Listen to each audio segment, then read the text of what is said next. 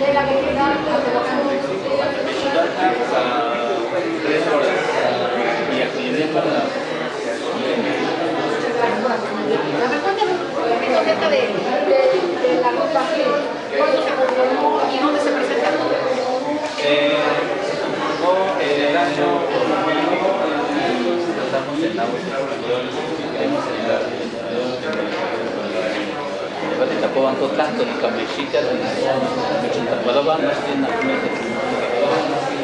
Ahora no los traduce. Nosotros hablamos en náhuatl, nuestra lengua materna, y saludamos a toda la audiencia que nos está escuchando. Que te está escuchando en todo el estado.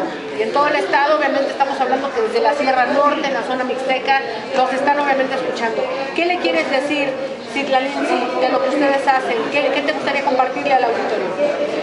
Pues bueno, me gustaría decirles y recomendarles que escuchen nuestra música y que si practican alguna lengua materna o más bien alguna lengua mexicana, que lo practiquen, que lo compartan, y pues bueno, no hay que sentir vergüenza, al contrario, hay que sentir orgullo por hablar una lengua y pertenecer a una etnia.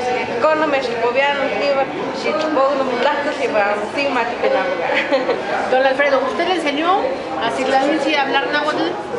Así es, yo le enseñé, su mamá también. Tenemos 2 variantes, el Xilotl y ahora quiero invitarles a la gente que contacte como el plan que tenemos corridos, cumbias y romanos. No me diga, ¿nos dará tiempo a escuchar algo? Ya no, ya no nos va a dar tiempo, pero yo espero que en una segunda visita podamos escuchar más del repertorio. ¿Dónde se presentan? Pues en Coyomiapan vamos a estar. Perfecto, pues muchas gracias, enhorabuena. Gracias por habernos acompañado. Gracias a ustedes, de verdad. Gracias. Muchas gracias. Gracias a ustedes, que tengan buena mañana. Igualmente.